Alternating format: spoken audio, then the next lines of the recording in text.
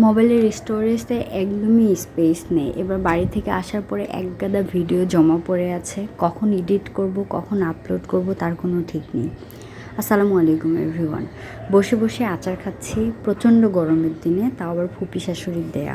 মাশাল্লাহ, আচারটা খুবই টেস্টি ছিল। আচারটা খেয়ে শেষও করতে পারি না, এর মধ্যে দিয়ে অলরেডি 2বার কারেন্টের চলে যাওয়া আবার আসাও হয়ে গেছে। তো যাই হোক, কারেন্ট গেছে গা, এর মধ্যে আমি একটু জানালাটা খুলে ভাবলাম যে একটু বাতাস আসতেছে, তাকাই বাইরের দিকে, দেখি শান্তি পাবো। কিন্তু বাইরে দেখে তো আর সবুজ কিছু দেখতে পাবো না, চারদিকে শুধু বিল্ডিং আর বিল্ডিং। সব কিছু বাদ দিয়ে চলে গেলাম ছাদের মধ্যে, যে একটুখানি বাতাসে আসায় বা একটু বাতাস পাবো দেখে। সেখানে গিয়েও প্রচণ্ড রোদের তাপ, তখন অলমোস্ট 5:30 বাজে, কিন্তু তারপরও রোদের এত পরিমাণে তাপ মানে বলার বাইরে।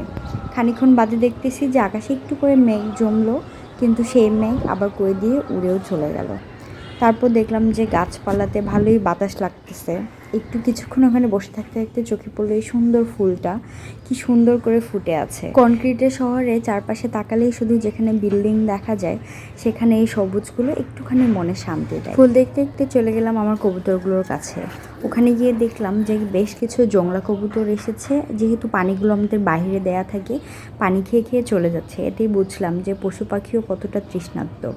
আল্লাহ আমাদের সবাইকে মাফ করুক এবং আমাদের উপর রহমত দান করুক। অতিরিক্ত রোদ গরম সব কিছু মিলিয়ে সারাদিনে তো ছাদে যাওয়ার উপায় নেই, তাই সন্ধ্যার আগ দিয়ে একটুখানি সময় আমার একা কাটাতেই অনেক বেশি ভালো লাগে।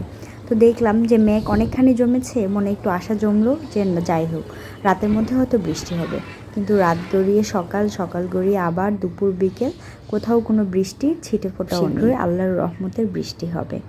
সব কিছু মিলিয়ে সন্ধ্যাটা আমার ভালোই কাটে। বেশ খানিকক্ষণ ছাদে সময় কাটানোর পর যখন সন্ধ্যা নেমে আসে, আমি টুপ করে বাড়িতে চলে আসি। মাত্রা অতিরিক্ত গরমে আপনি নিজের খেয়াল তো রাখবেন বটেই, সাথে করে আপনার পরিবার পরিজন প্রতিবেশী এবং পশু পাখিরও খেয়াল রাখবেন অবশ্যই। আপনারা সকলে ভালো থাকবেন, সুস্থ থাকবেন। আল্লাহ হাফেজ।